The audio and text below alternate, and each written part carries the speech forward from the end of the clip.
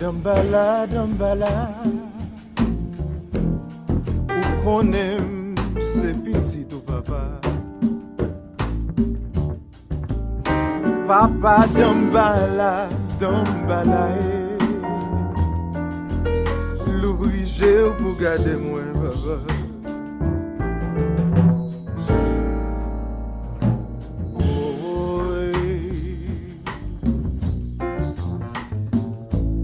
Dambala,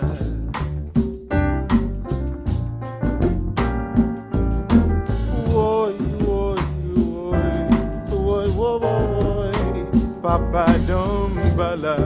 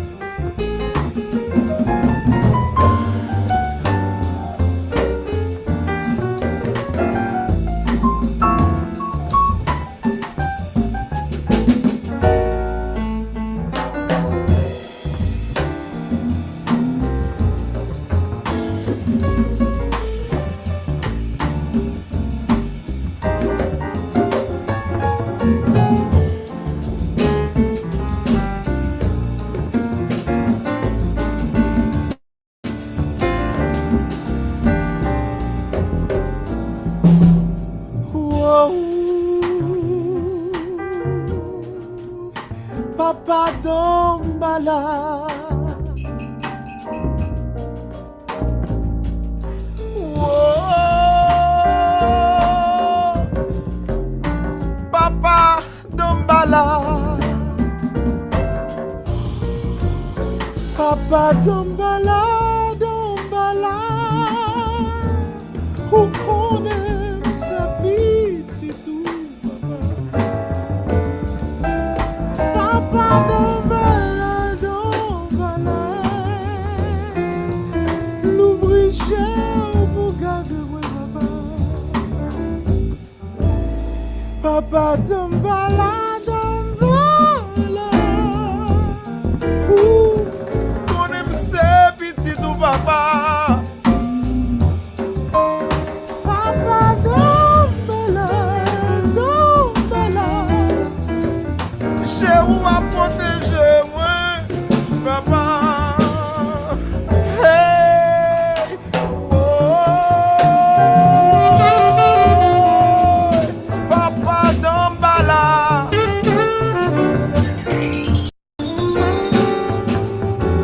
oh,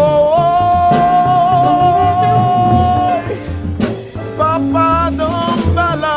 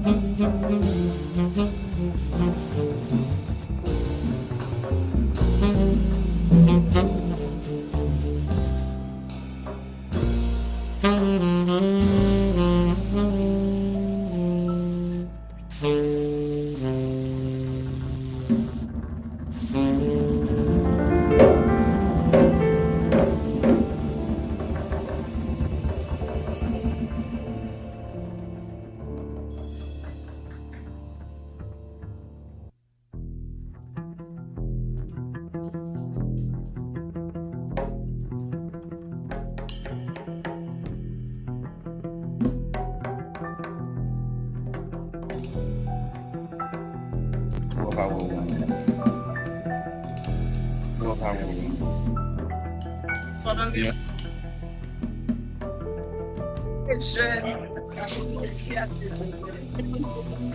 We have two choices. Go forward or die young. Oh, there you go. That's fine. Always pick the ladder. Any day. Trying to start. Well, we should have been done. We should have been done already. Aí você vai ganhar. Aí você vai ganhar. I'm still getting that right.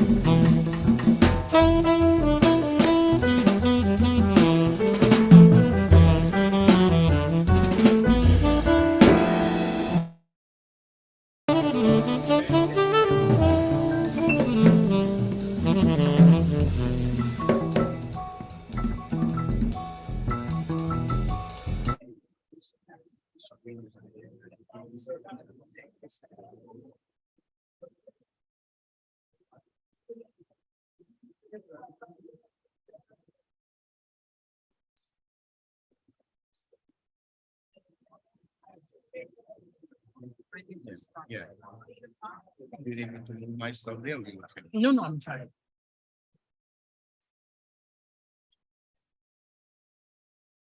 Oh my God.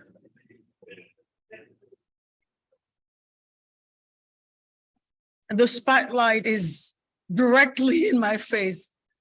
Is that the way it's supposed to be? Okay, I guess so.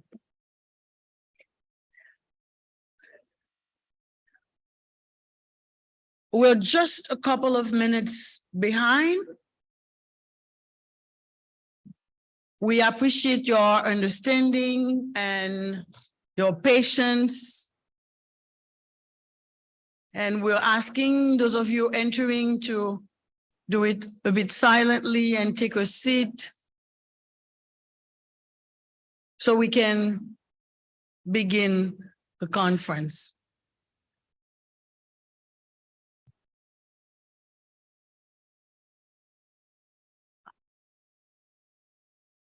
Steve?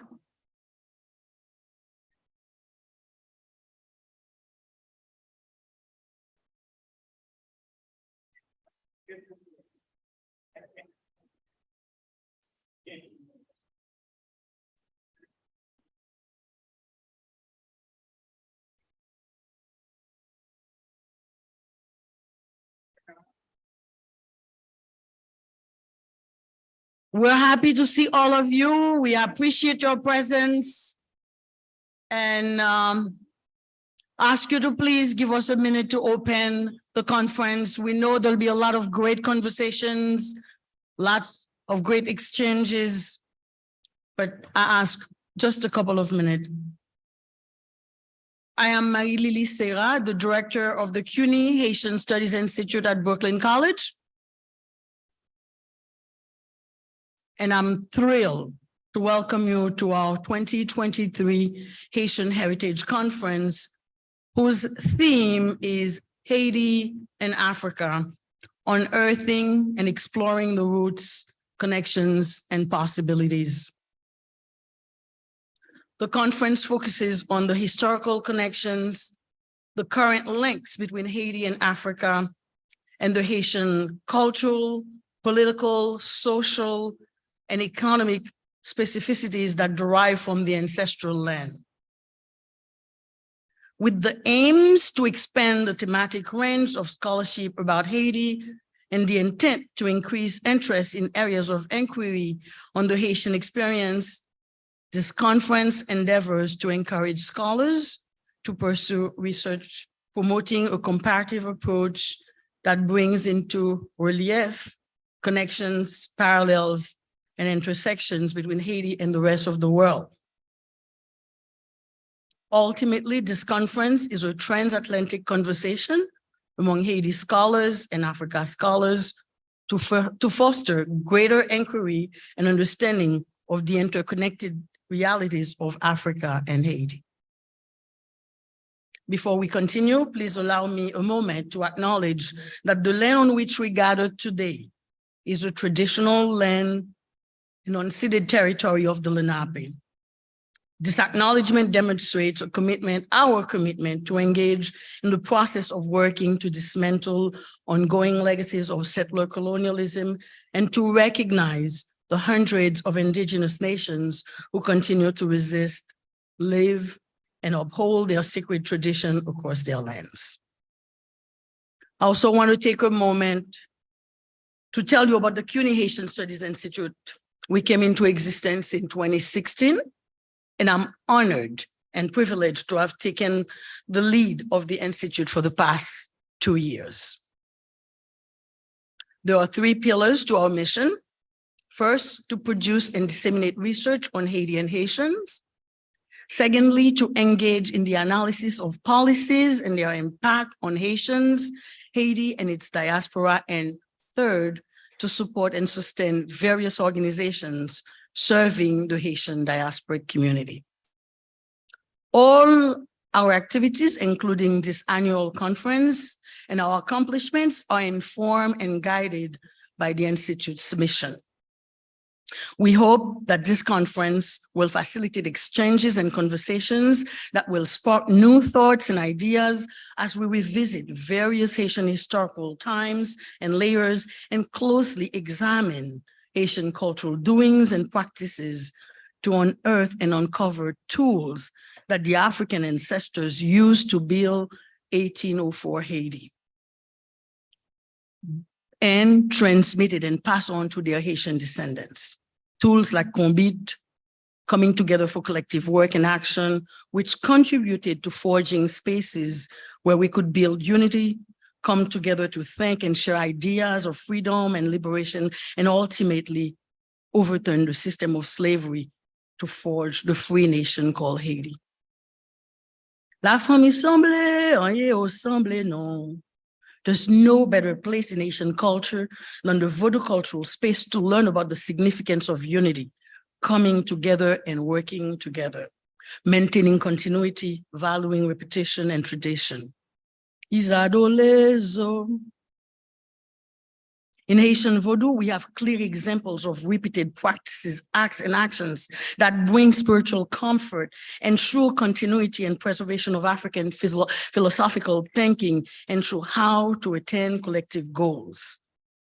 The Haitian Vodou cultural space, the African-based existential belief system that values the community, the village, la cour, collective needs over individual needs, stirred up the Haitian Revolution. That is the spirit of Boakaima. We have 2 days filled with thought-provoking topics and a keynote presentation by the brilliant cultural anthropologist, Dr. Jemima Pierre, who's joined us from the University of California, Los Angeles, in the Golden State to help build this institution.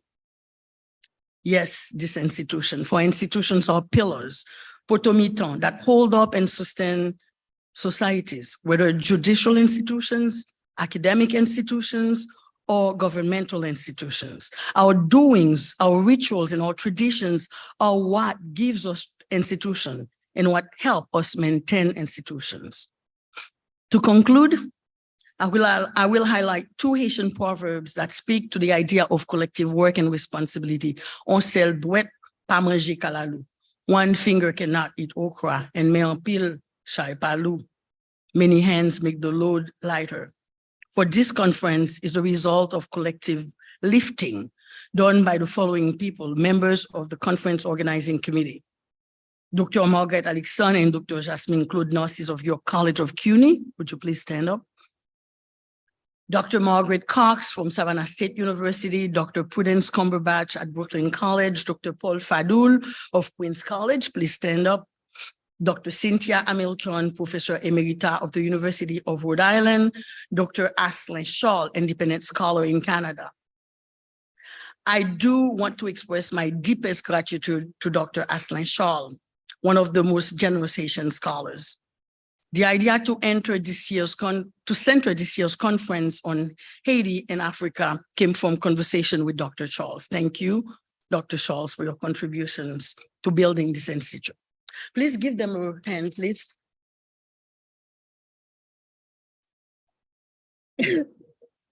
Finally, this conference would not have been possible without the tireless work of our amazing conference coordinator and member of the conference organizing committee, Jaira Placide. Please, Jaira, take a stand. Jaira is a doctoral student from the English program at the CUNY Graduate Center. Thanks for all your time and those long and tedious Sunday meetings to get us here. We are thankful to you. We have some flowers for you, but they are outside, so we'll just say thank you.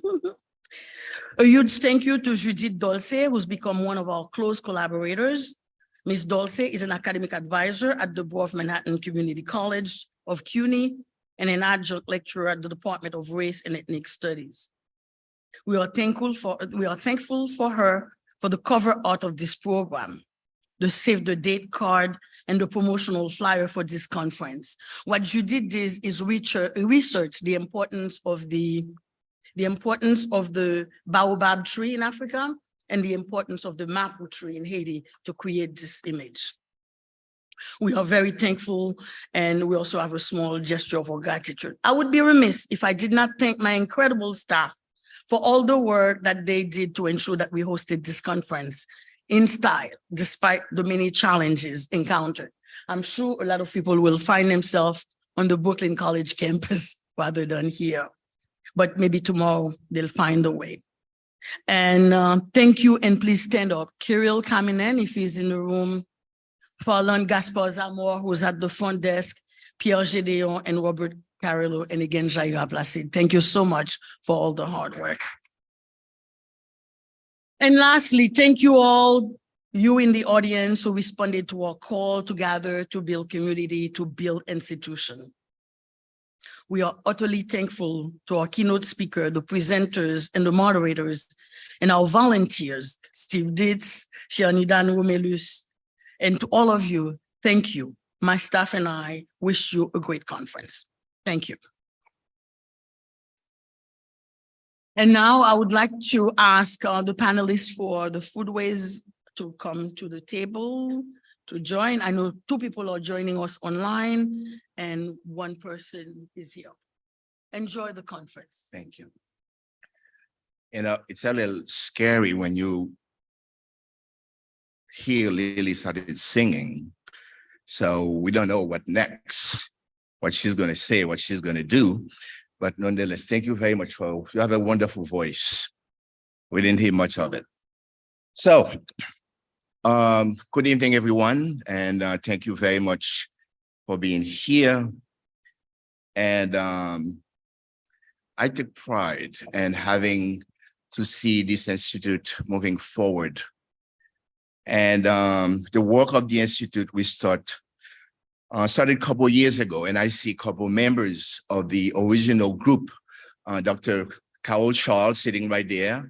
That was the original group of the institute, and Dr. Margaret Alexandre.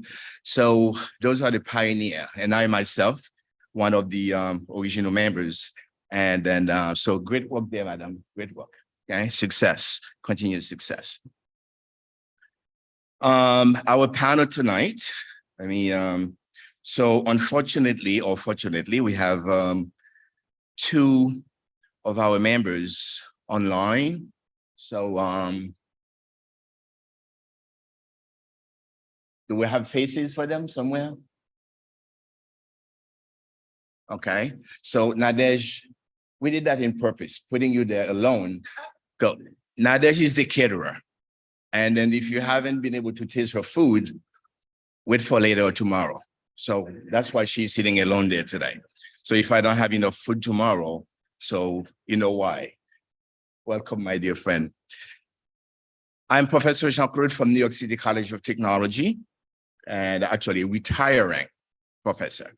So this semester I'm on Travia, and then pretty soon, I don't know what I'm going to do, but hopefully I'll find something around the world to do. And I've been with CUNY for close to 22 years. And I think whatever left is for me and for HSI and for those fellow in Haiti, see what we can do to make sure to put Haiti back on the road. I don't know how we're going to do that, but we'll try.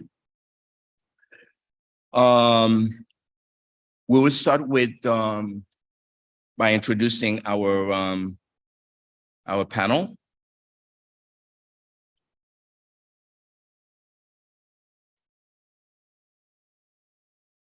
Should we see their faces on the screen, or yeah, I don't think they want to look at me all night. Can that be done?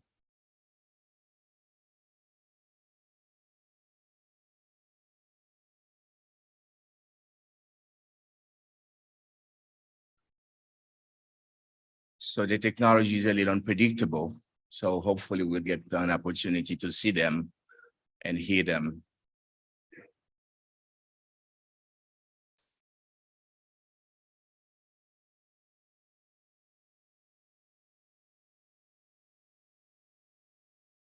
Okay, yeah. Much better, thank you. At least now I feel that I have a panel. All right, so. Alexandria Senatus. Alexandria Senatus, director of a program at Maryland Humanities, worked to make the humanity accessible and engaging for Maryland audiences. She is an interdisciplinary scholar focusing on the interaction between gender, race, religion, and class. Senatus designs inclusive spaces and advocates for language access to interactive workshops.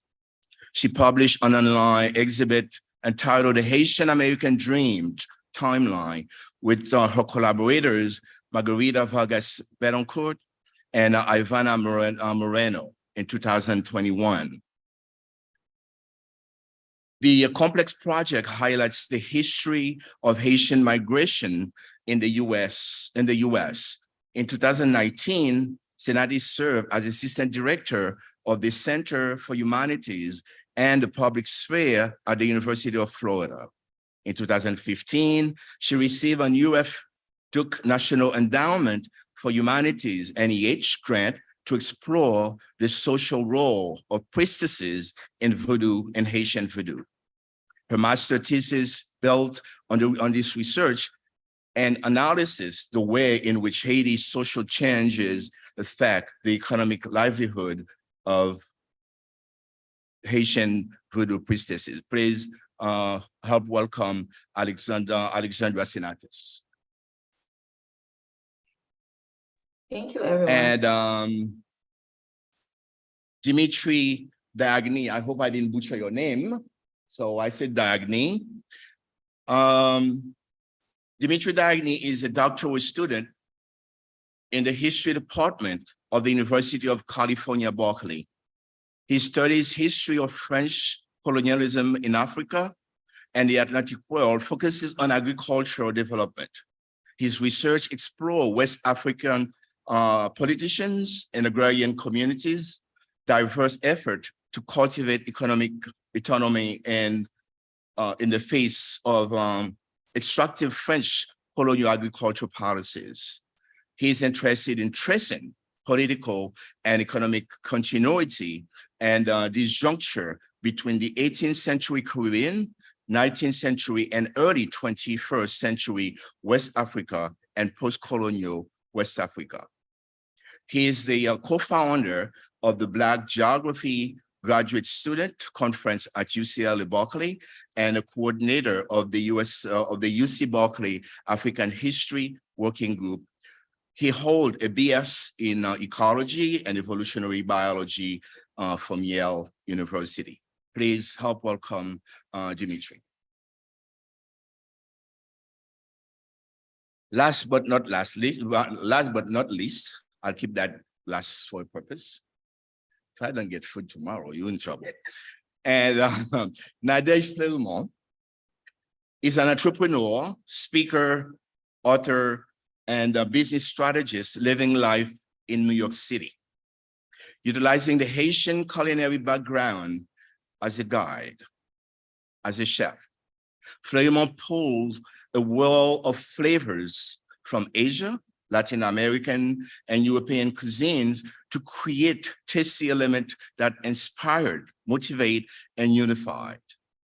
Her catering company, Fleurimont Catering, has catered for companies and institutions such as Anheuser-Busch, Columbia University, New York City Hall, BET News, the Goldberg Report, as well as notable individuals such as Vivica A. Fox, Algero, and Dr. Mehmet Oz organization Health Corps.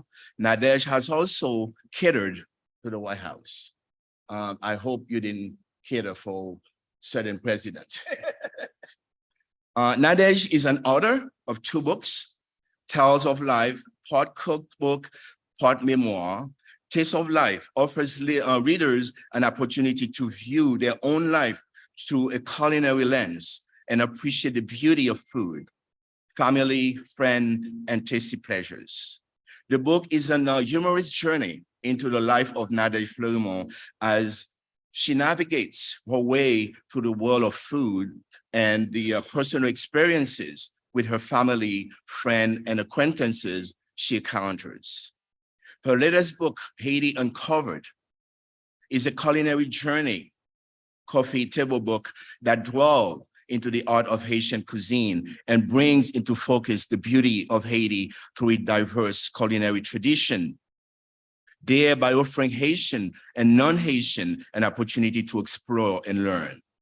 The beautiful bound and illustration and the beautiful bounded and illustrated hardcover book present and represent the dishes, recipes, and cooking tradition from all 10 geographical departments of Haiti. Nadège graduated with a degree of political science from Columbia University. She is a recipient of the New York Media Alliance Ethics Press Fellowship in 2010 and the 2011 Fit into World Food Writer Fellowship with New York City Media. Nadej has a PhD on the Food Network shop and has received the U.S. Embassy grant to provide culinary diplomacy, works utilizing her culinary art, the culinary arts, and the tool for empowerment, entrepreneurship, and self-esteem. Through her own quest for self-discovery, Nadej has learned and want to reinforce that the sky is indeed the limit. Who you are is not tied to your job title. Your true self is manifest no matter where you place, yourself. Thus, through her war, rich, organized, act, realize, living method, she encourages life of passion and purpose. That's a lot to read, and we have a lot of food. And please give it for Nadej. So every presenter will have 15 minutes to present their research. And then we will, please use your time efficiently. We will hold question until they all are done. And at the end, I will wrap up with a little final statement. So without further ado, let's go online, and then we will invite, let's invite Alexandra. Please, Alexandra, the screen is yours.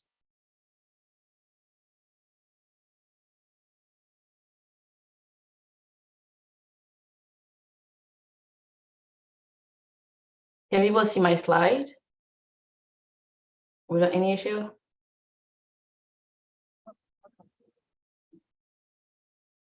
I think people can see my slide. I cannot hear whether my slide can be seen. Okay. So can everybody hear me?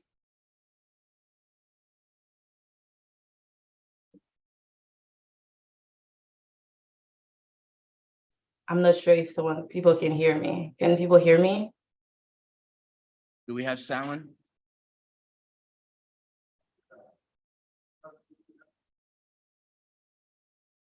Alexandra, hold on, please. We haven't gotten any sound for you yet. Okay.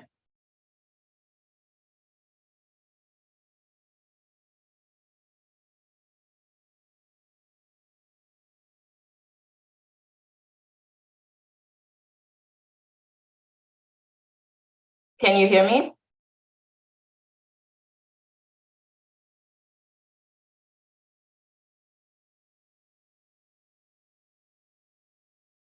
Are you able to hear me?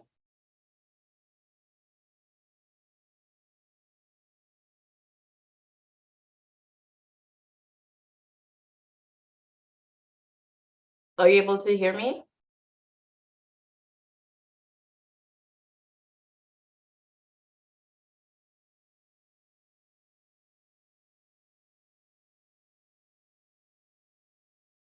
Are you able to hear me?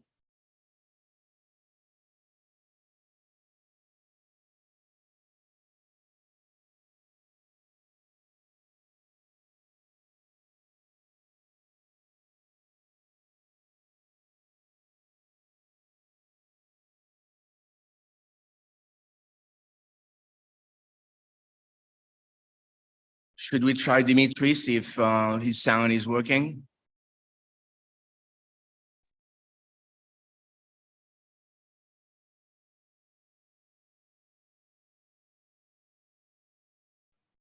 Hello? Hello? I'm speaking. Hello?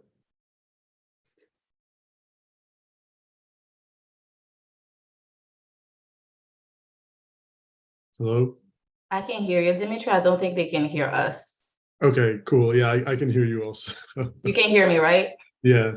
Okay. Hello, I'm talking. While we're working on the sound, should we get Nadej?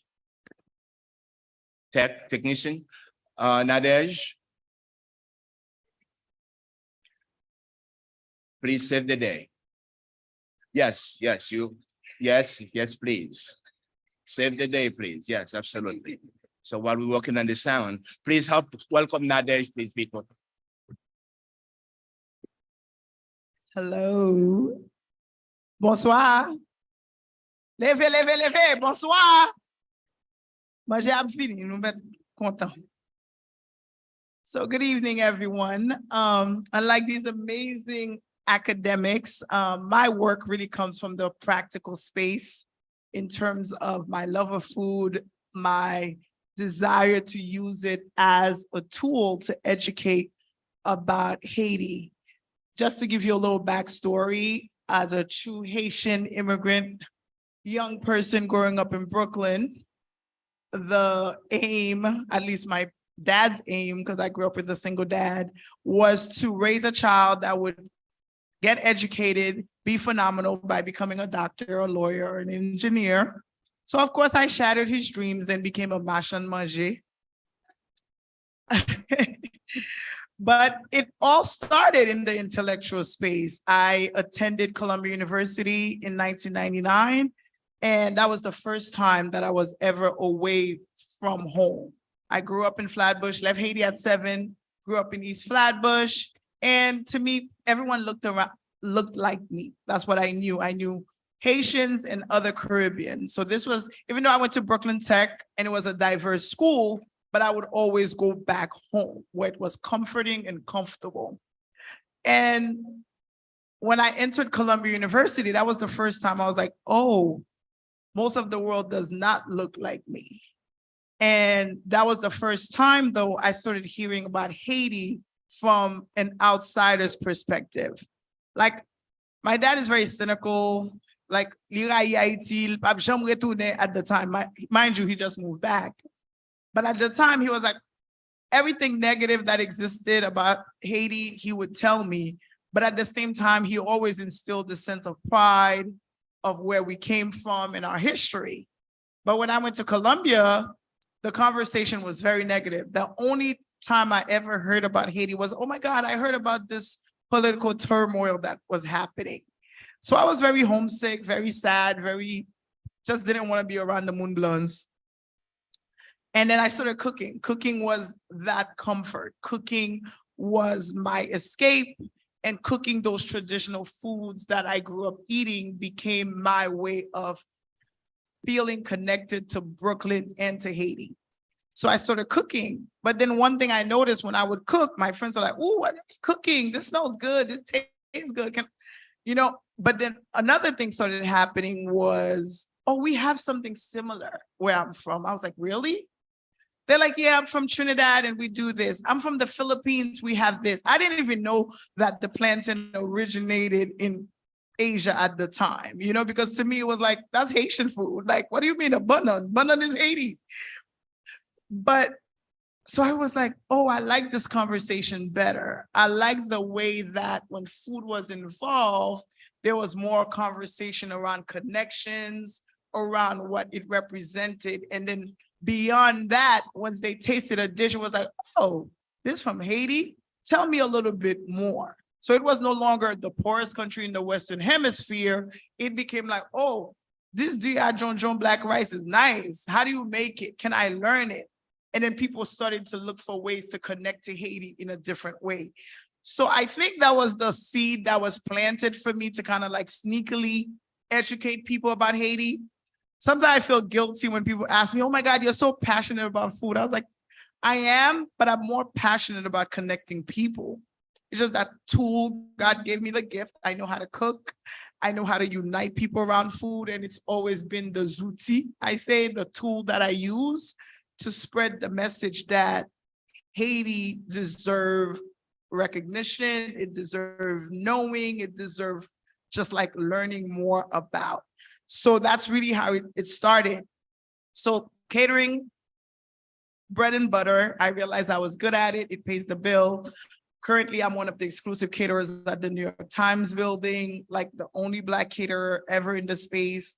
So it's really big, but how I got in there, just another side story, was a woman who was booking the space about 1.5 years ago. She saw that she was doing an event, African-American, not Haitian, but I sent my menu and she saw that I had soup jumu.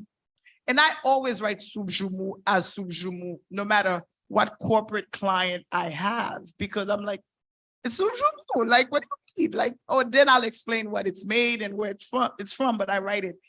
And she said she saw that and she was like, wow, it's amazing that you're presenting this, you know, this menu, but this item, this very item that she had read about and she knows Haiti history, to see it on the menu really connected to her.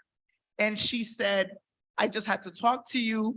I just felt like, oh, that alone showed me that you are someone who enters every space as yourself. I never thought about it that deeply, but I was like, oh my God, this is what I strive to do. I think it's like to be myself no matter where I go. But then it's just so funny how a simple item like that got me like into a multi-million-dollar venue where I'm catering for like corporate people that some of them don't know anything about Haiti, but it just showed me that people can really be connected to food. So my work has always revolved around that. Like in 2014, I decided that I wanted to travel to Haiti to write a cookbook. And everyone thought that was crazy. They're like, why would you do that? You live in Brooklyn. Tout moun haïtien dans Brooklyn. Like, you could just ask, you know, tel et tel, qui j'ont fait tel dish. You could ask such and such. And I was like, you already know how to cook. Your dad knows how to cook. Why did you need to travel to Haiti to write this cookbook? And I just felt like it was important because it wasn't just about like sharing a recipe. It was really about sharing Haiti. And for me, the only way to authentically do that would be to step on the soil and really understand how people who live there connect to the food. Because we're immigrants, right? As immigrants, we take certain things with us, but we don't take everything because we can't. So you can't always find these ingredients. So I always felt like, even if I'm cooking Haitian food here, or if I'm sharing Haitian food here, there's a missing piece if I don't really connect to Haiti, at least if I wanted to share it authentically. Never did I imagine that other people had that thirst. Like when I decided to set out to write that book, that others were like, oh my God, I want to learn more. I'm born here, but my parents passed away, so they never passed down the food. And food is really connection. It's connection, it's memory, it's everything, right? I cater all the time, and young people, they may not know anything about Haiti. They may not know the language. Like the other day, we were catering at Brooklyn College, and the high school kids, they came online and we're giving the food. You're like, pork? They're like, no. Griot? Yes, yes. I'm like, it's the same thing. But they don't even know that griot is pork. Like I've had people say, I don't eat pork. And then they're like, griot? They're like, yeah. They're like, I'm like, you don't eat pork? They're like, yeah, but I eat griot. They don't make a connection because to them, they can't imagine not eating griot. So I always felt like these things are important to share. And Haiti Uncovered was my way of kind of like rediscovering myself, because again, I left at 7. So going into the space and traveling, and I mean, I traveled, Ronald O'Boy traveled with me, got arrested. Just so we could learn how to make great lalo, how to make legume papai and all of these things. But I felt like that was really important to do as people who live here, who want to carry on and share Haiti. And food is one of those ways that really just allows us to stay connected and then to learn about the country. Because through food, while traveling in Haiti, you understand the whole social economic situation. For example, people be like, why do you wash your meat so much? Well, we don't have refrigeration, right? Like, so food is out, it's out in the open, there's flies all over it, you know, like all of these things. So you kind of like understand, like even gender roles, right? Like you kind of could explore all of that through food. And that's what food has allowed me through fellowships that I've explored. It's always kind of like using food, but using it as a way to explore something deeper about Haiti and Haitian society and its people.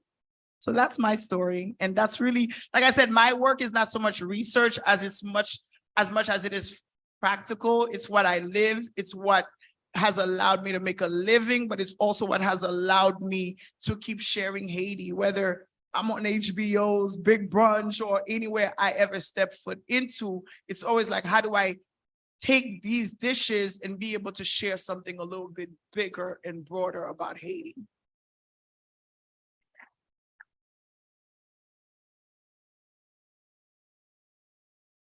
Nadej, if you don't mind, stay put there, please. So let's see how the sound is going on the other side.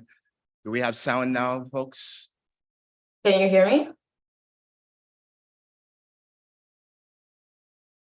I think Dimitri can hear me, but I don't think the audience can hear me. I'm not sure why. And let's see if we can get Alexandra. Okay, can you hear me now? Alexandra, do we have her voice? You can hear me, Dimitri. Yes, so can you hear me?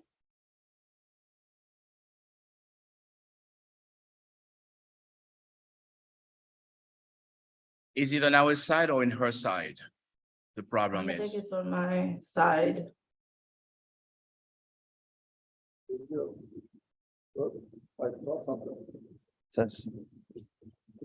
Intelligence check.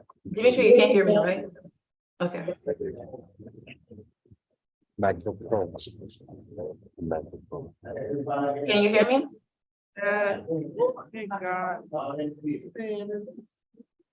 Thank you very much, Alexandra, and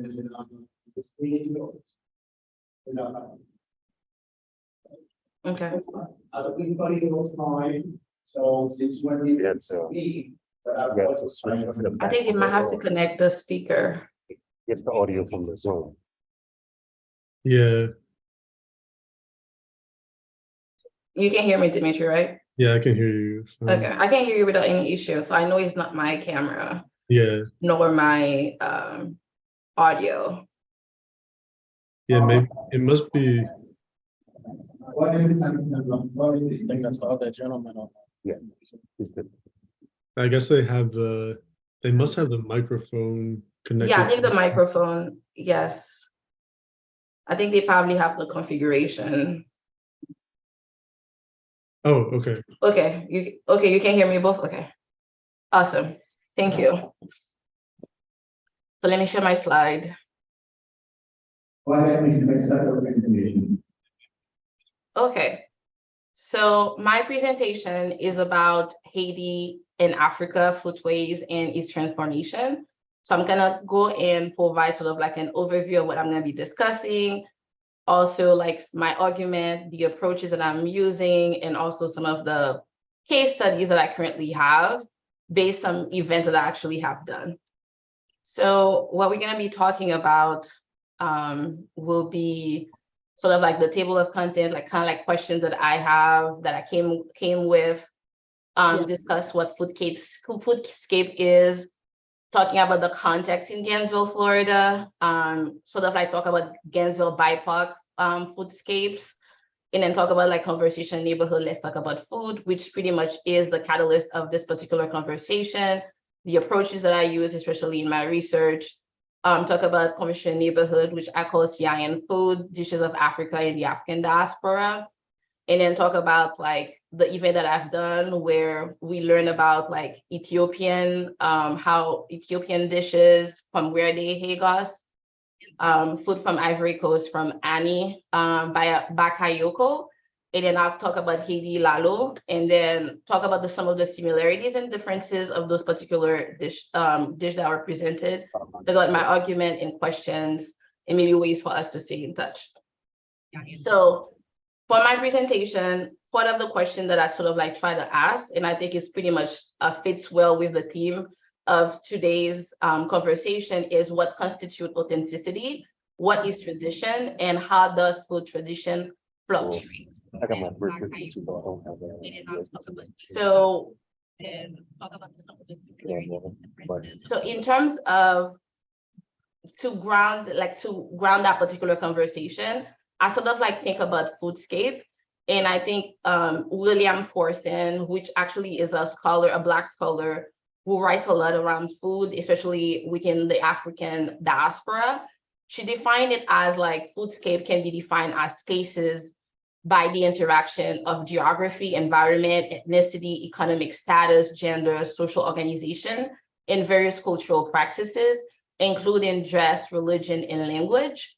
They are dynamic environment, continually undergoing change, diversification, and homogenization, despite people's effort to define food as traditional or authentic. And I think in this particular way, this particular conversation, like this particular definition, showcase that food itself is not static. It's also very fluid. Food tradition is very fluid, even though sometimes we want to argue that, okay, this is what authentic means. But I do see authenticity as part of like a collective deciding this is how you actually make a recipe. However, going back to how food tradition also changed, authenticity also vary based on region, because someone, for instance, from the southern part of Haiti might cook something totally different from someone that's from the northern part of Haiti because of the approaches that they use. And you also see this throughout the African diaspora as well. So the context of the conversation, actually, I would say originate in Gainesville, Florida. The reason being is the fact that I moved to Gainesville, Florida as a student to attend University of Florida. And when I moved to the University of Florida, it was very different because I used to live in Miami, Florida. And when I went there, we had no Haitian food whatsoever. And even in terms of African diasporic food, we didn't have that. So the only thing that were very popular for you to eat as a Black person, like if you were looking for African diasporic food or Black food in general, you either had soul food, which was also pretty great, or you had like maybe 2 Jamaican restaurants around that time. So one of the things that happened around that particular space is that by being in a university that was so international, you were able to meet a lot of international students. So in my case, I joined the Haitian Student Association. And by being part of the Haitian Student Association, we're able to actually have our own invisible foodscapes in a way. And the reason why I call it invisible, because a lot of the time it was students cooking, and sometimes people will make extra food and they will share it, or they will be selling food as well. And it's invisible because it's not legalized. So it is something that someone make in their own kitchen, or sometimes they do it for different events. For instance, if we had any events. And it was the same thing as well for other students as well, like students that were coming from Ghana, students that were coming from Nigeria, and students that were coming, for instance, from Ivory Coast. So whenever they had those particular type of events, such as their Independence Day, for instance, they will make those major events. And if you are connected with these students that were part of this group, then you are able to actually taste those different flavors, diasporic flavors, that, for instance, in my case, I never tasted before. So that was also part of that particular cross-cultural connections that we actually were making with each other in tasting each other's food and also learning about each other. So for instance, a lot of the students were Muslim, and that's also what I was introduced more about Muslim culture, especially for Eid Mubarak, where they will make those big feasts, and where everybody will come together and eat with each other and so on. So in those particular, I would say, invisible foodscapes, you also had some visible foodscape, which I mentioned, which were mostly soul food or Jamaican restaurants. But you also had a lot of Latinx food that were pretty much very popular. And also in Gainesville, you also had a lot of Asian food as well. But for, I would say, spaces that were catered like African diasporic food, we didn't really have that. And part of the reason, even in my research, it occurred is the fact that in order for you to actually create a restaurant, it takes a lot of money. And a lot of the time, a lot of like immigrants didn't have those particular money. And you also saw the economic disparities that also existed as well, that also prevented a lot of these Black individuals to actually transition from cooking from in their home to actually create a restaurant or actually having a food truck whatsoever. So from there, and also based on all those particular interaction, I wanted to create a series that pretty much capture all those particular type of flavors that I was tasting myself, but also be in conversation with different folks, such as farmers, chefs, home cooks, and even government officials, to talk about like what does it look like to have those particular food spots, foodways, Gainesville foodways. So one of the things that I call the series, I call it Conversation Neighborhood, Let's Talk About Food. And this is pretty much how it was created. It was created because I wanted to have that space where BIPOC individual who actually could come in, they could share those particular stories, memories with each other. And we had it for everyone. So we had it conversation with Latinx folks, we had conversation with Asian folks. We also, and I specifically created a space for Black folks as well. And from the Black folks, so the approaches before that I had in doing this series, in organizing the series, I actually had a Black feminist framework, because I was documenting, looking at different songs, literature, books, article, and people live experience in order for me to put this particular series together. So I think a lot of the time when we think about programming, we always think about the practical aspect, but at the same time, programming also comes with a lot of research in analyzing and putting different themes, different folks together. So I did really draw from those particular research skills that I had and what I was learning to create conversation with other folks and stuff like that. So this is where the conversation Dishes of Africa and the African diaspora came to be. And in that particular conversation, what I wanted to pretty much figure out and also help my audience understand was the connection that we have between Africa and the African diaspora. So we definitely look at the African diet before colonization. And one of the things that we actually learned in the African diet before colonization, a lot of the things that we know now about, for instance, West Africa, we didn't have them before. So for instance, things that were very indigenous to Africa, you have rice, that was very indigenous to Africa. You have sorghum, that was very indigenous to Africa. You have millet, that was very indigenous to Africa. In terms of diets, in terms of protein, you had goat, you have cattle, that was pretty much indigenous to Africa. In terms of vegetables, you actually had something like, for instance, okra. For fruits, you actually had something called you have watermelon, for instance, that was super indigenous to Africa in that particular sense. So these were the common spices, but you also saw a lot of stew that will be made. But colonization, with those particular encounter that we had, it really changed I would say the landscape in Africa, but even for the African diaspora. So one of the things that you saw is that the introduction of tomatoes that we didn't have before, the introduction of tomatoes, but at the same time, you also saw the techniques that African slave had, and they brought them along with them. And that's pretty much one of the reasons why you see those traces where throughout the African diaspora, you're actually gonna find stew, but you're also gonna find different variation in terms of the leaves that they use, or also in terms of the techniques that they use, I would say. So for instance, so what I will do is, because of time, I will not showcase this video, but this video is pretty much talking about Ethiopia, where we had Werde, Hagos, and one of the things that Werde actually did, he pretty much cooked kale. And one of the things that the way he actually cooked kale, he pretty much talks about I'll use tomatoes, I use onions, and I use ginger paste. So ginger is something that's very, I would say that's very recurrent, especially in terms of African cuisine.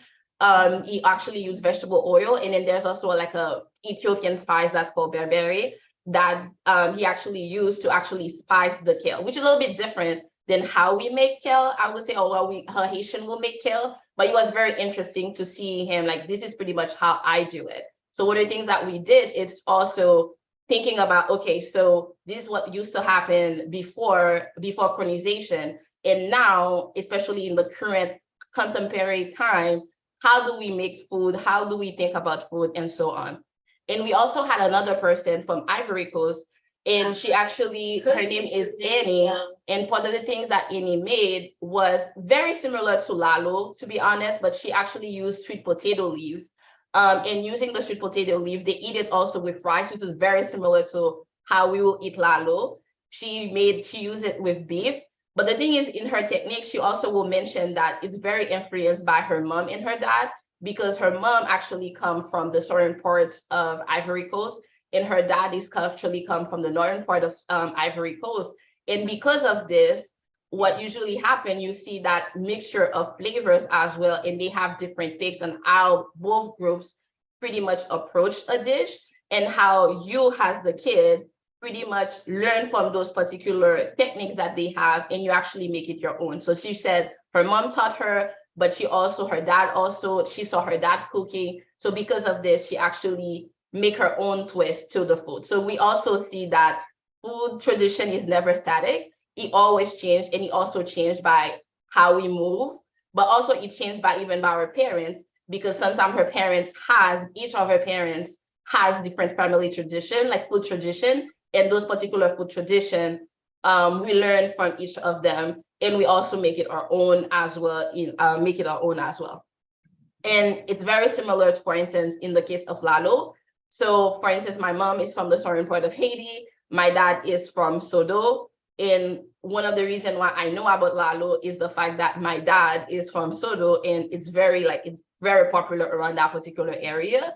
And this is pretty much where I got my introduction to that food. And even when I am in Port-au-Prince, for instance, I will not eat lalo from anybody in Port-au-Prince. I will always wait until I am in Latibonite, or if I am in Sodo, to actually eat lalo. And even when I am in the diaspora right now, I always go back to my auntie to get lalo. I will not get lalo from any other Haitian restaurant, because I always feel like they don't make it right. I'll feel like there's always something missing. But at the same time, is kind of like that memory of home that I'm always looking for, I would say, in terms of how I taste the food and how I think about the food.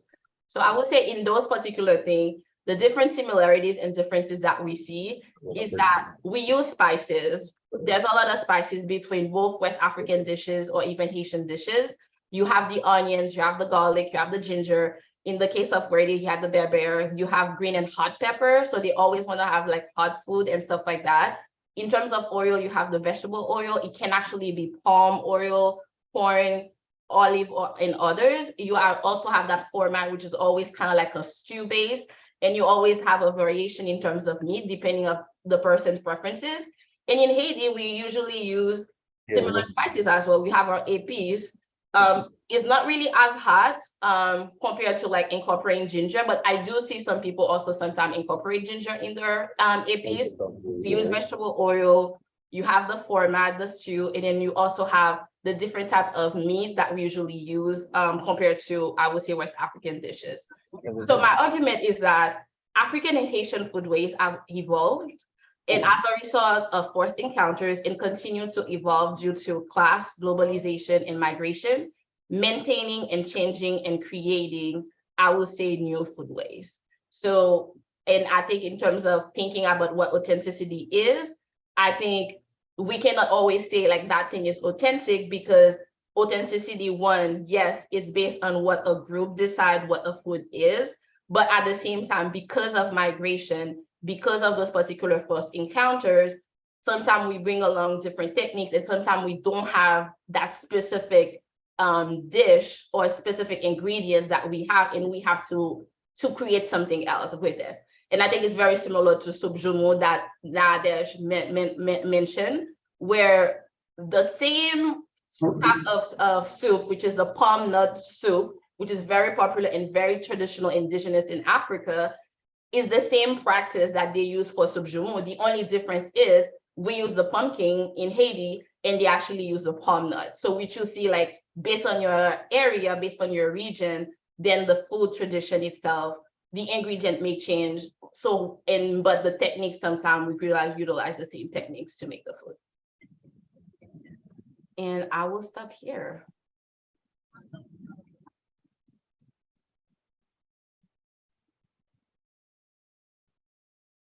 Thank you very much. Our next speaker is Dimitri. Hello. Hello. Yes, we can hear you. Hello. Yes, go ahead, please. You have 15 minutes to do your presentation. Sorry, can everyone hear me? Can you hear me? Yes, we can hear you, yes. Okay, great. So you have 15 minutes of the presentation, and I will send you those to be on chat, and we will find them on that. So pay attention to the chat.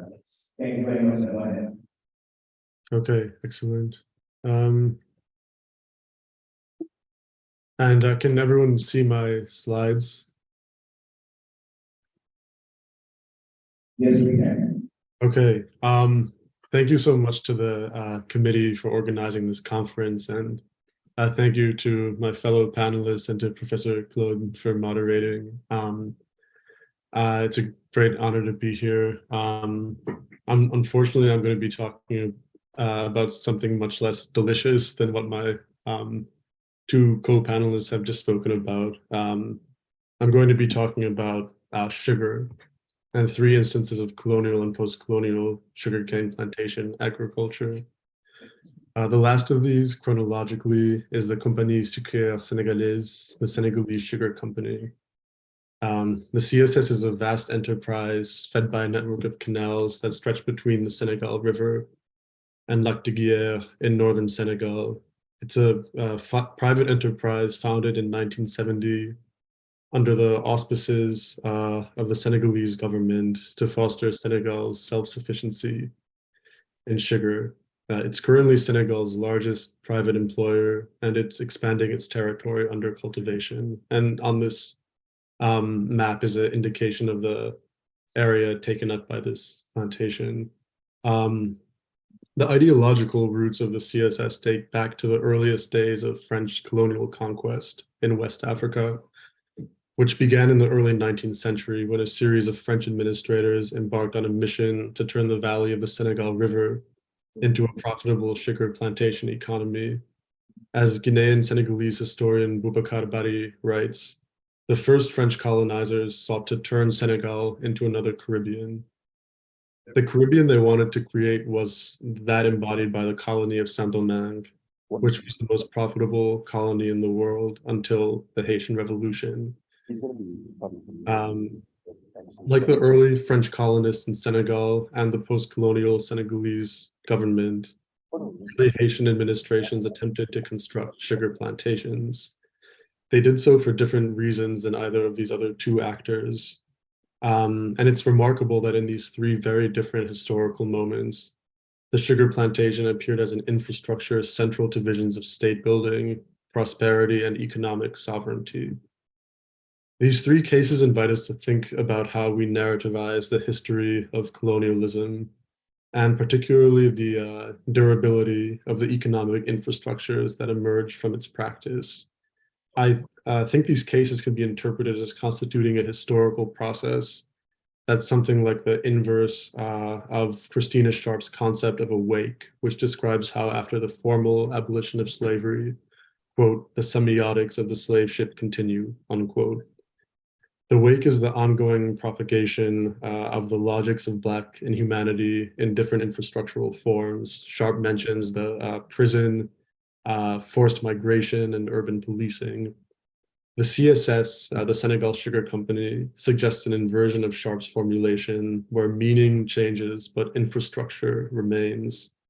And the persistence of the sugar plantation as an infrastructure is contextualized by the vastly different political economic visions that influence its implementation. In each of these cases, the sugar plantation is used to pursue radically different visions of sovereignty and prosperity. I want to dive deeper into these cases, and I want to start with the French colonists of early Senegal. In the 1763 Treaty of Paris that ended the 7 Years' War, the French conceded a number of territories to the British. Then in 1804, they lost Haiti to the glorious Haitian Revolution. And 3 years later, the British abolished the transatlantic slave trade for reasons that I won't get into. In the wake of these defeats, the French approached Senegal as an alternative to an embattled Caribbean plantation economy. Early 19th century administrators envisioned thriving fields of cotton, indigo, and sugarcane, worked by enslaved Africans who did not need to be transported across the ocean to generate profit for empire. In 1819, Julian Schmaltz, the governor of the French colonial center of Saint Louis at the mouth of the Senegal River, concluded a treaty with the Brak, or the king of the Senegalese kingdom of Wallo, that would allow the French to establish plantations on whatever land they deemed suitable for large-scale agriculture in northwestern Senegal. In carrying out this plan de colonisation, Schmaltz was attempting to fulfill the vision laid out in texts like a letter written by an anonymous author and sent to Napoleon about 2 decades earlier in the midst of the Haitian Revolution. The author of this letter argues that agricultural colonization should focus on the large river island of Morphil, which is an antiquated term for raw ivory. And this author argues that Morphil Island could support 4,093 sugar plantations, while, quote, the whole colony of Saint-Domingue has no more than 793, unquote.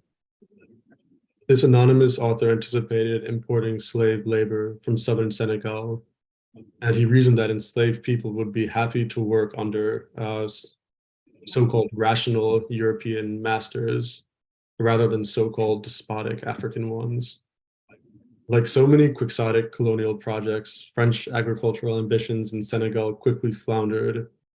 But a century later, in the 1930s, the colonial government established a vast irrigated agricultural project in the Senegal River Valley called the Mission d'Aménagement du Sénégal, which translates roughly as the Senegal River Improvement Project.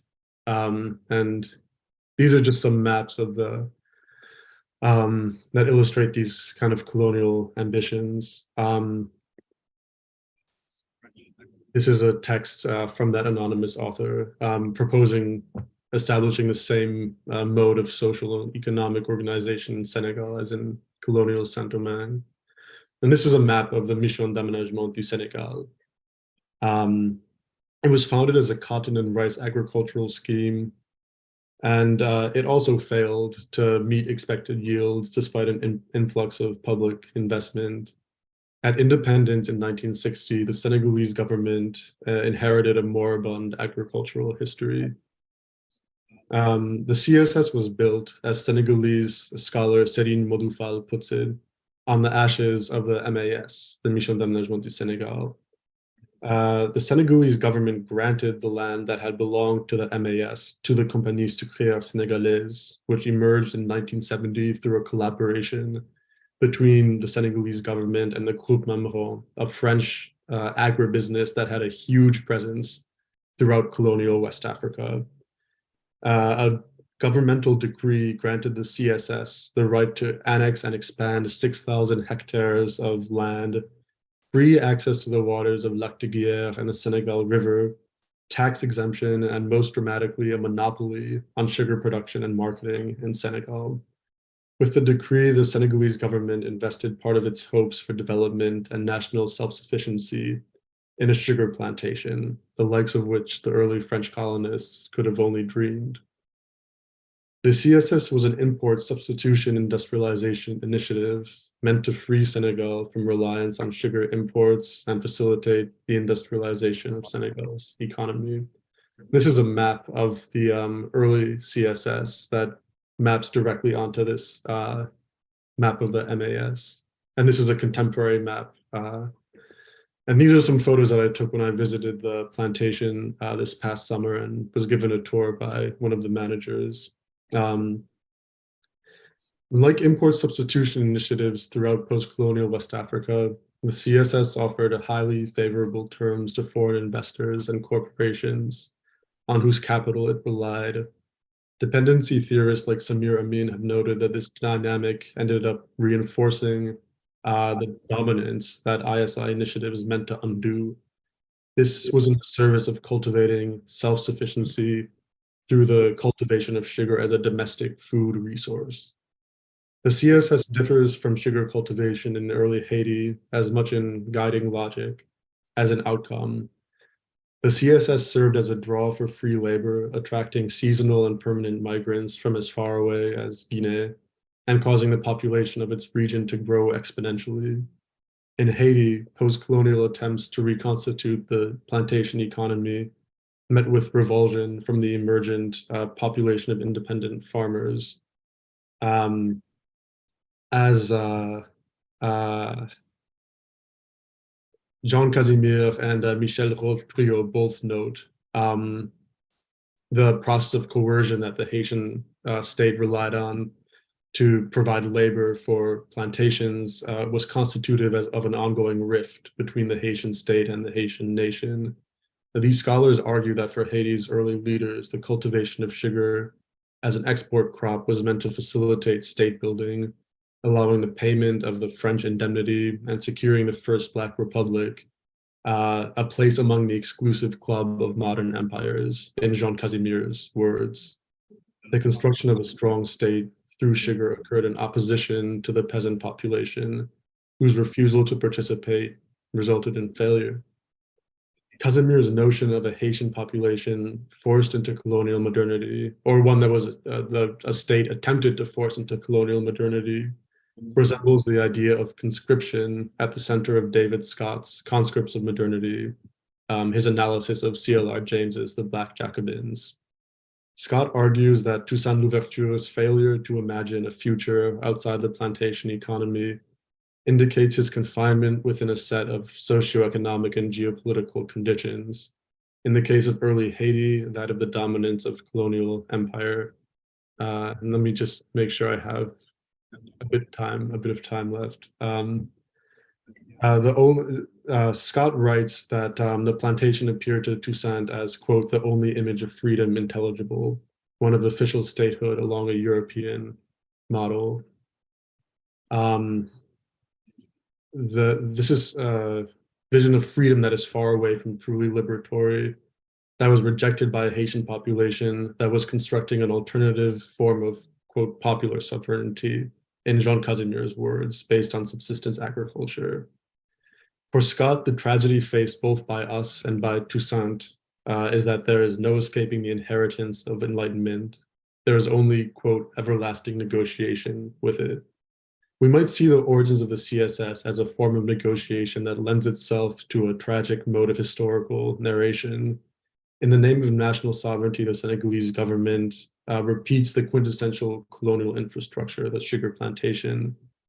But we must remark also how in the three contexts I've described, the sugar plantation means different things and has different effects. For the colonial French, it would bring civilization to Africans, supposedly, and enrich the French Empire. For the rulers of early Haiti, it would contribute to a strong state through the production of an export crop at the expense of a peasantry to which the ruling elite demonstrated contempt. And for the post-colonial Senegalese state, it was part of a developmental initiative meant to uplift the population and free the country eventually from reliance on colonial trade relations. In the tragic mode of historical narration elaborated by James Scott and by Hayden White, we conceptualize actors as bound by historical conditions they can't transcend, like the logic of the plantation. But post-colonial actors are not merely confined by the plantation. They can use it to pursue varying political economic ends. And looking at the role of the sugar plantation across these three historical moments allows us to construct a narrative that is not only attentive to the confinement and repetition of colonial tragedy, but also to disjuncture and change. Thank you.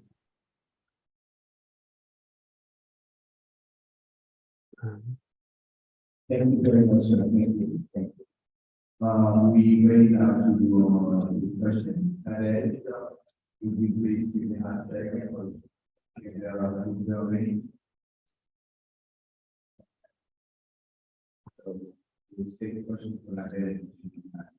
So we are ready to take on questions. We have to the colonial side. So if you have any questions, we will go in and we will reach you and ask a question.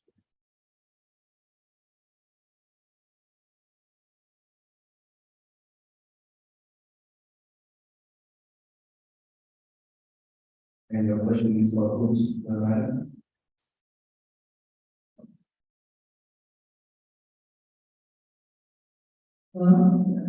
Good evening, everyone. Thank you so much for your presentation. So I have two questions. One is for first or second speaker.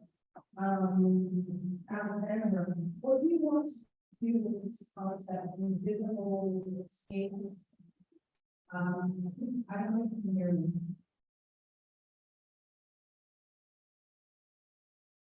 Can you hear me?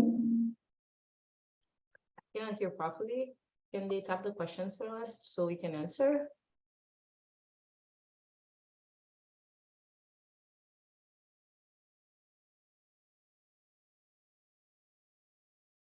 Dimitri, can you hear me? We can hear, but not very clearly. It's not very clear for us. What's the question? Can someone type the questions for us so I can see, or we can see Dimitri and I?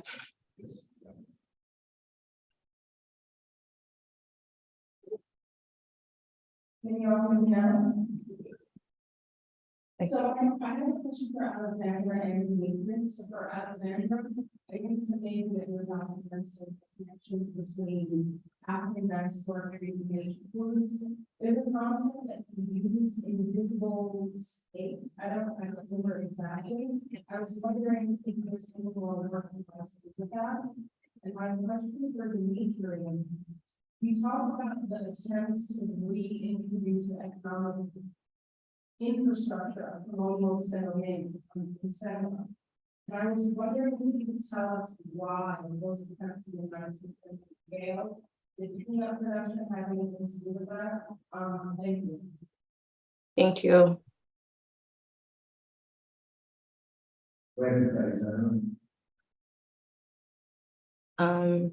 I couldn't hear properly, so I was waiting for the type message too, so I can respond properly to the question. I can respond in the meantime because Okay, go ahead, Dimitri. I think I heard my question pretty clearly. I think there's kind of an echo. So if there's another microphone that's on, I think it might be helpful to just have only one microphone on in the room. Thank you for that question. There are, if I understood correctly, it was about why these French colonial agricultural initiatives failed in Senegal throughout the 19th century. And there are a lot of factors that went into that. A lot of it has to do with, I think the main two factors are kind of colonial hubris and African resistance.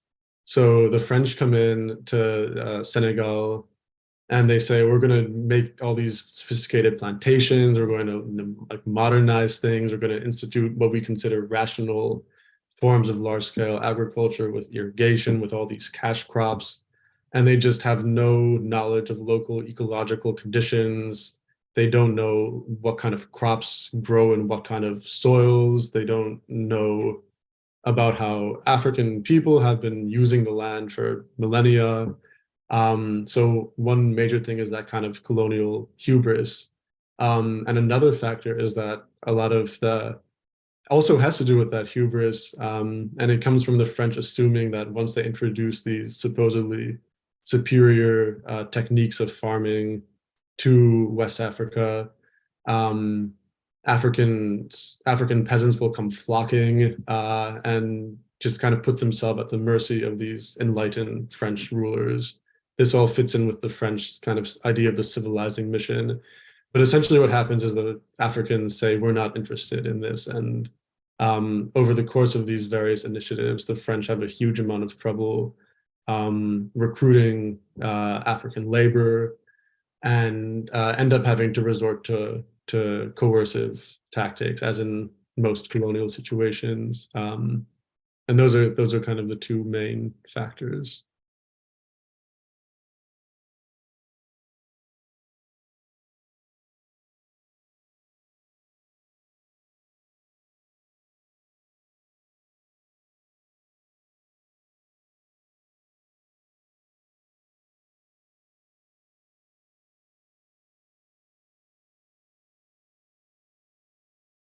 I'm actually waiting for the question so I can answer it. But thank you for the person that asked it. I really appreciate it.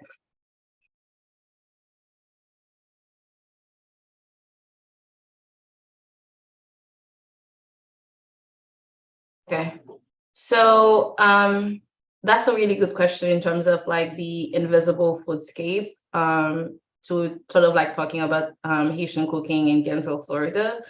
So what I want to do with this research moving forward. So one thing I want to do with this particular research moving forward is because I have a lot of materials that I've gained in putting together this particular series, because we had probably around like 9 events. So, but I want to focus more on the connection between Africa and in Haiti. So I definitely want to write like an article about this, especially talking about like those particular connections that you make in a diasporic space, and also how those particular invisible foodscape come together. And then from there, like what we make out of them and how they become from invisible to visible in a way, I would say.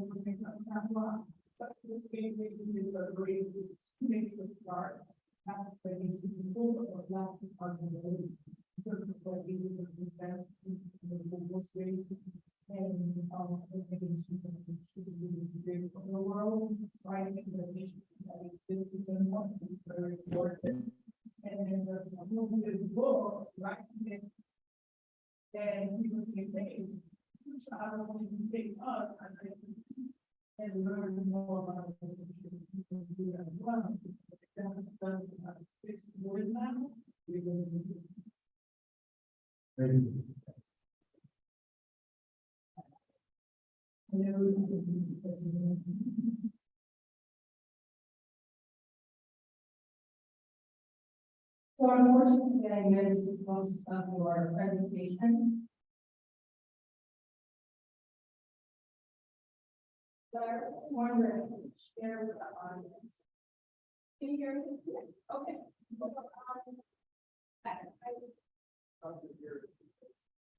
So I was wondering, share with the audience your stance on non-union. Yeah. I mean, what word for it, but I didn't turn very American, very personal space, very selfish space of what you were about to share. I love the, you know, that existed, and I just started making and but then when I started hearing these little my made function, it was like moving about over the past. It wasn't about 2008, 2009, when the session clear business drive with getting like a business for well, even if all the business is drive up, people marrying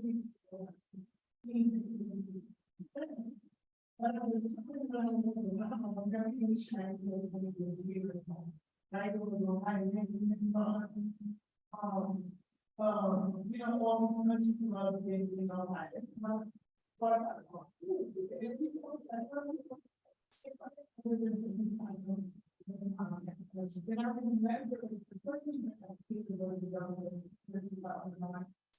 I served my new day. Yes, you know, why people are. Because the meeting, all of them, I'm connected to the line over there.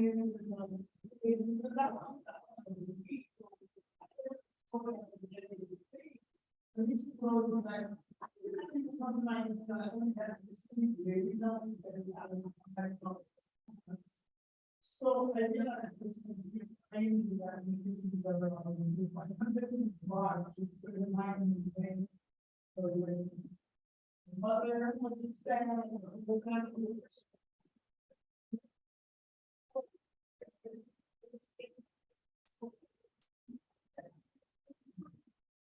So she said they were wanting to get that.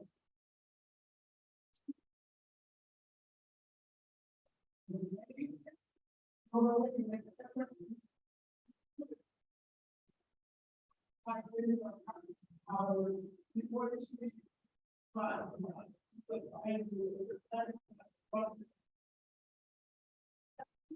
so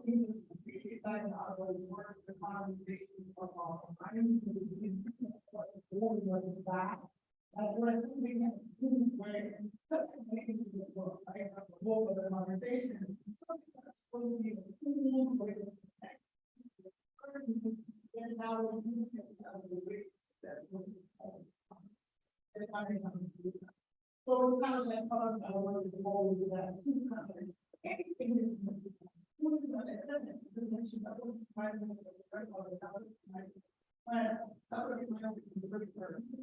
so why she not one dish that honestly, this is not really about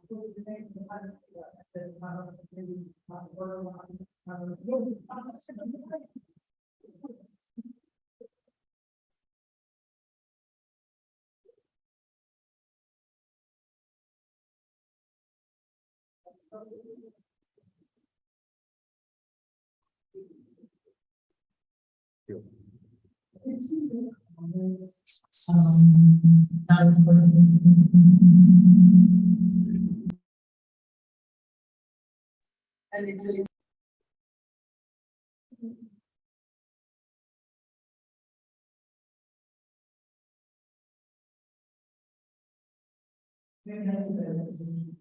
I wanted to pick up on it and how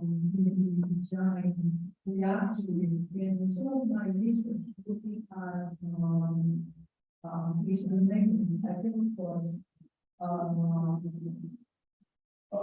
think it was which are in the video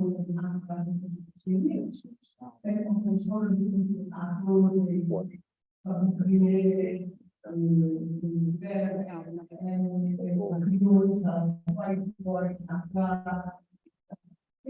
and it's indeed that I realized that possible practice almost pure African. And it's a way of community. It's a way of sharing importance. is that you comment on? And of course, the video will be sorted out now.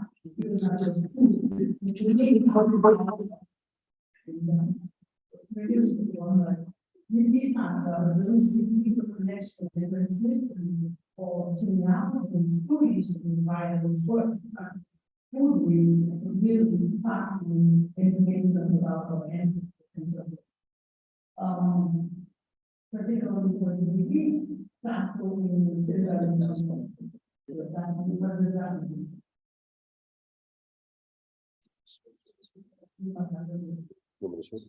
I'm very sorry. That sounded like a really interesting comment, but I'm afraid I couldn't really hear it.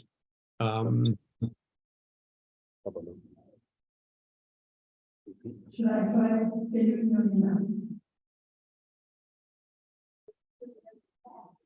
out?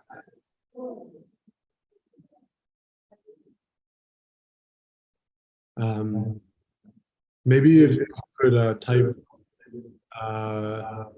into the text, the chat box.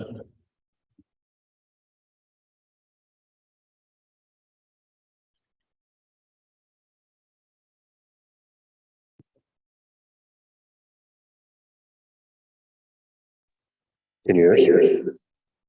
Now there's a Okay, so the HSI sound is much better than the CUNY HSI, so I think they might have to mute the CUNY HSI and open the other one, the HSI, because the sound is much better than that on that one.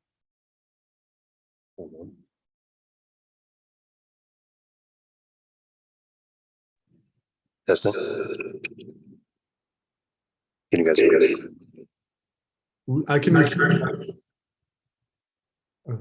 There's a echo.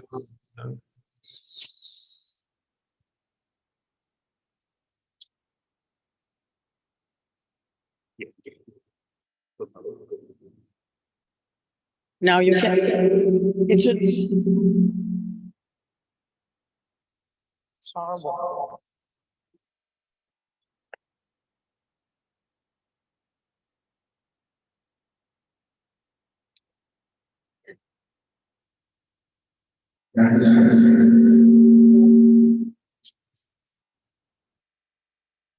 Where can I type?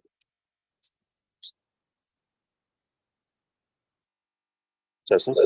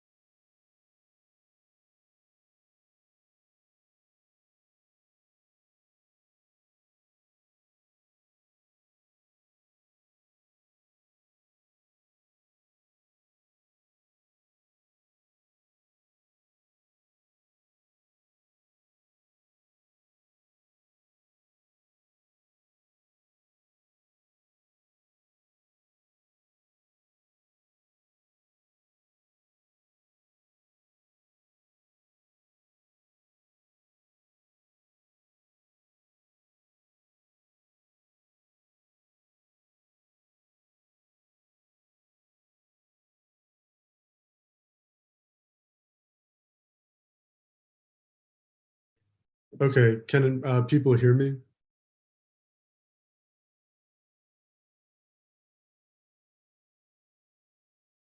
Okay, the question is, well, I guess you all heard the question, but the question is, can you comment on the meaning of the word tasso in Senegalese culture? In Haiti, they come via foodways. What is it in Senegal? Thanks. I'm not sure what tasso means in Senegalese culture. What does it mean in, I'd be curious to know what it means in Haitian culture, but I'm not familiar with that term in Senegal.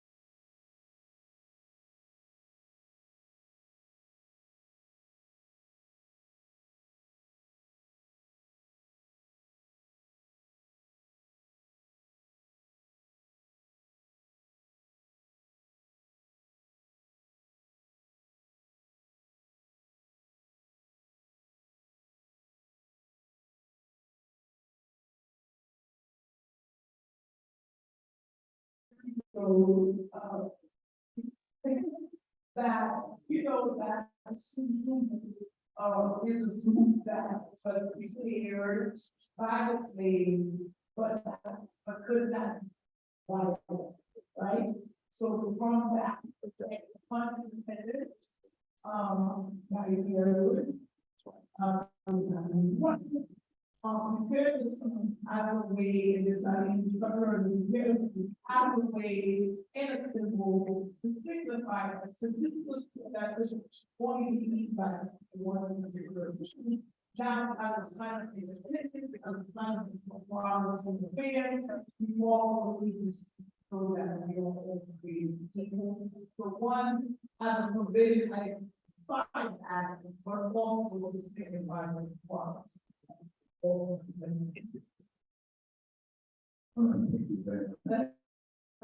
was a group for.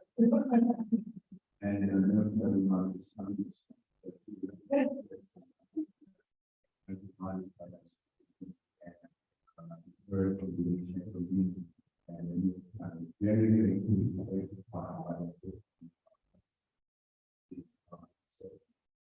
that is the story I shared with a student and when I'm a professor, I had an opportunity to develop a class.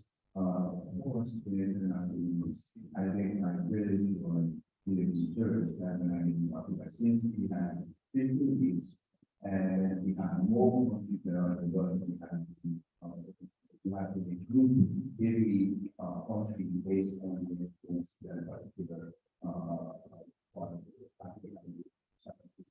and we were not to get them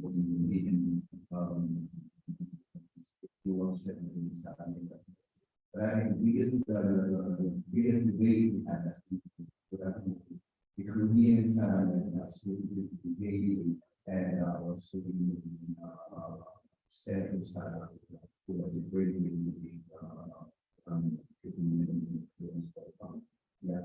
culture thank you very much. So let's see if we can do this list. John Bennett of the University of Chicago. Everything about eating including what we consume, how we acquire things, who prepared it, and who is around the table is a form of communication, written meaning. Our attitude, practices, rituals around food are window into basic belief about the world and ourselves. It includes social, cultural, and economic factors that shape our culinary habits. Food is really intertwined with the politics of inclusion and exclusion. And when we look at the civil rights movement and how the student involved the colony, they set up a plan that really pushed for the civil rights movement in the United States. And all in all, studying food give us a window into the life of different group of people, age, religion. We touch by the University of Michigan and Africa in many religions and cultures. So then could gather and prepare in a way for each celebration or specific kind of the year. These traditions may be written down and shared to all people. Whatever tradition involves a particular agricultural or the cooking in the simple salad. And we get that understanding of the people there and eat that food to be seen as celebration to our ways that people with geographic region find the period and ethnic and religious group and family. New food ways are being created and required all the time. And specifically, we can say, I think COVID podcast of great lesson around food, how to be created, who is interested in what part of the what cuisine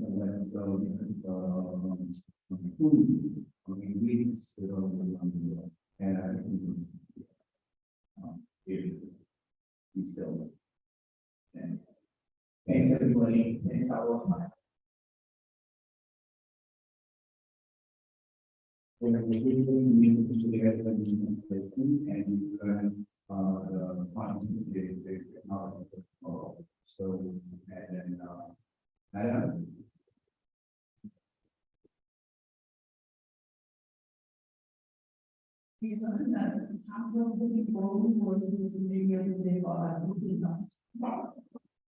Hopefully they find their way to Mars.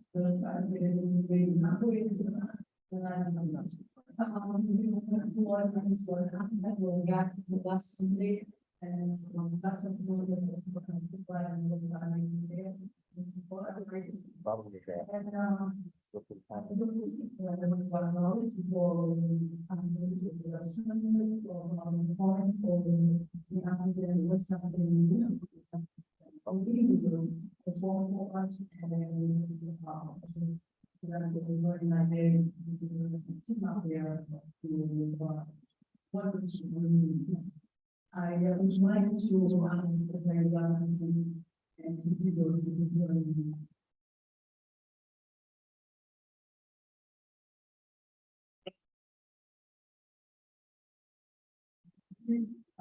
Diana and I are, we have this for a long time, but I could not, I would not realize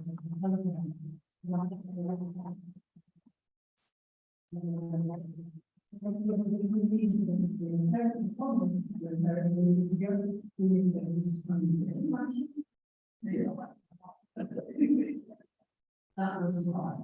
And I got to feel the thank you so much for what. It's great to do. This is the moment I don't probably just said, I don't know. You have to figure out what the replacement is. For a lot of people more than just that. More person is intention. It is so that it's sort of the way the mission, this information that I can have one global. So it's global I think the Russian yes, but see what they used to the origin and significance of the vowel action is one of the things that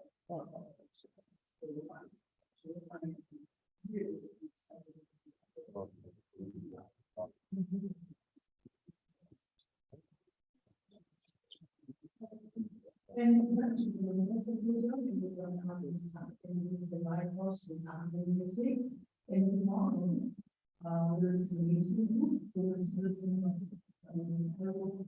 how transform, how it gets, how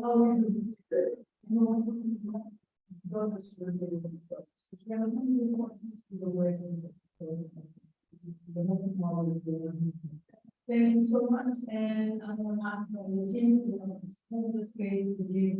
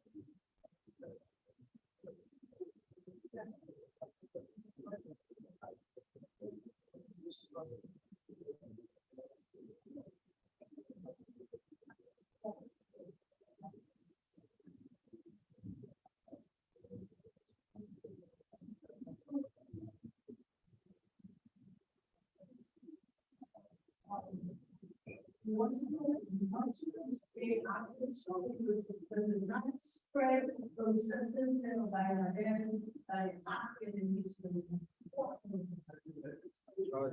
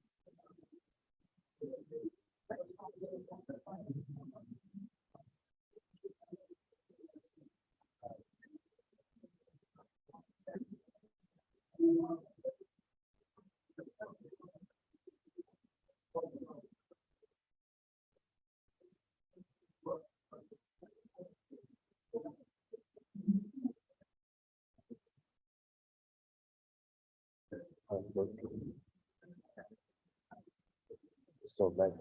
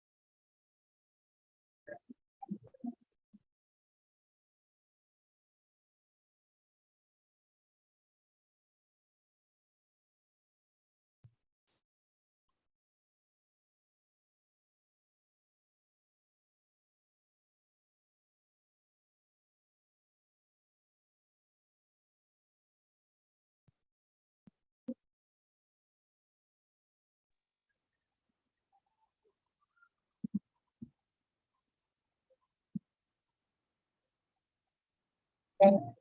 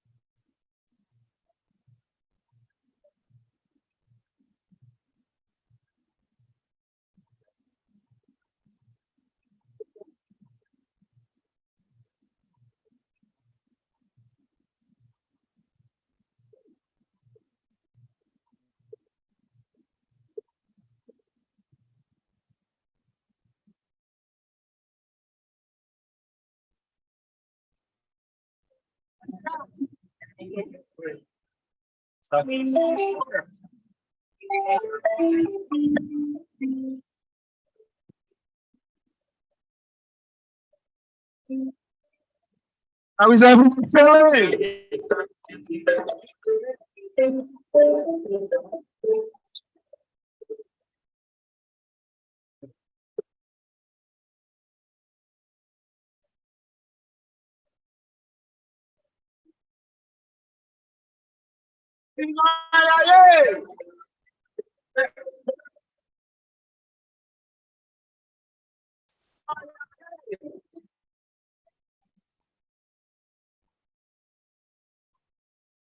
Signora Leca.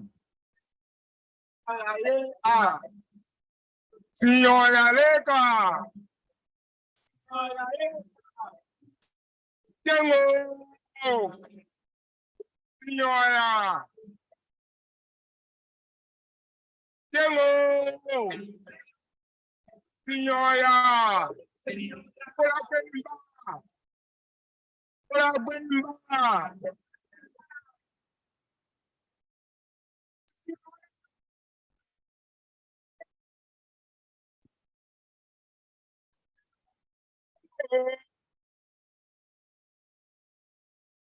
Y voy a con la Bemba.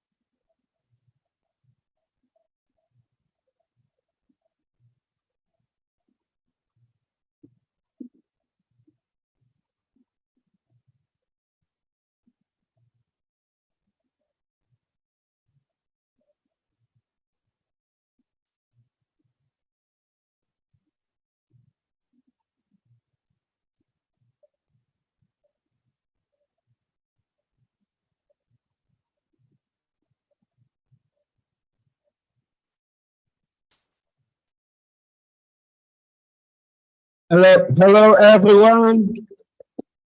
So this is the time where I would love to have some of you guys to come and dance with us. Yeah. That would be greatly. Yes, I would love to have a few of you guys come and dance, please. So come up here and dance with us. Or should I go pick some people, pull some people up? I don't want to do that. But I want some people, yes.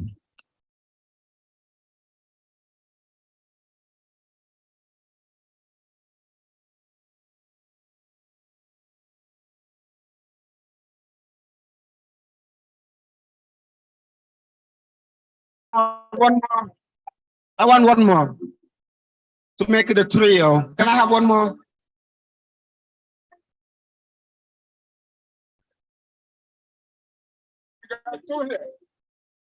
Can you come dance with me, please?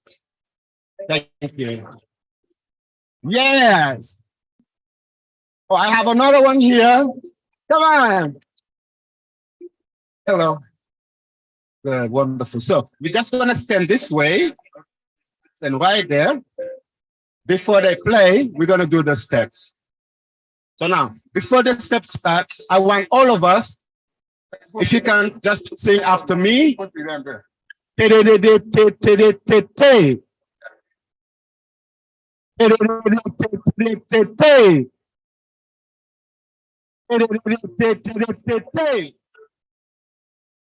So you guys gonna give us the signal to start the drumming with when I go 5, 6, 7, 8, I want all of us to go and they're gonna start drumming for us. Yes?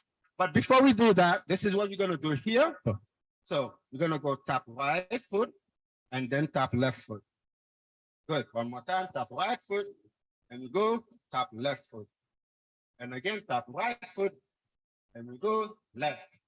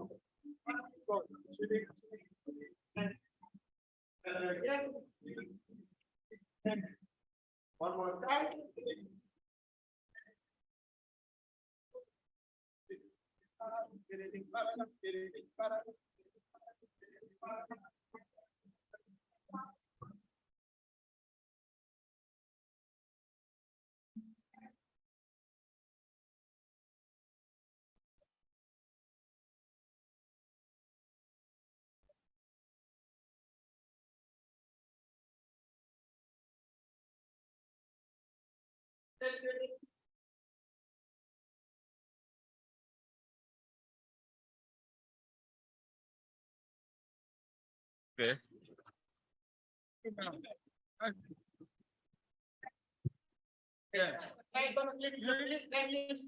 Okay. All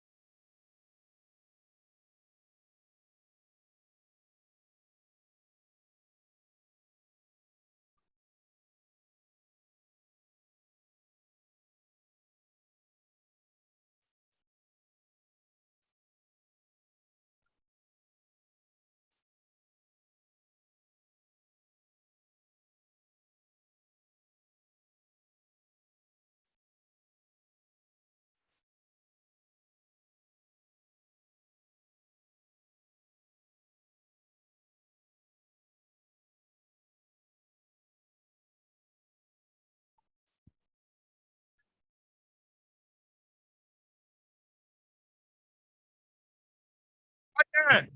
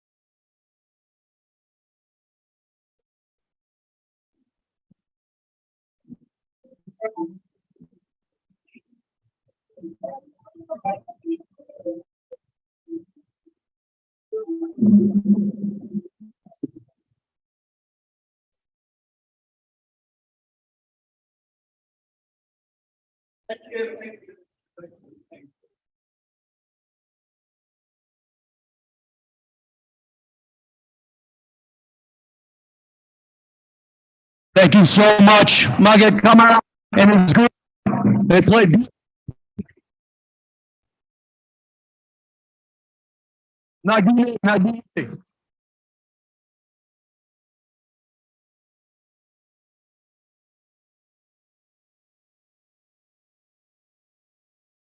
So, hello, everyone.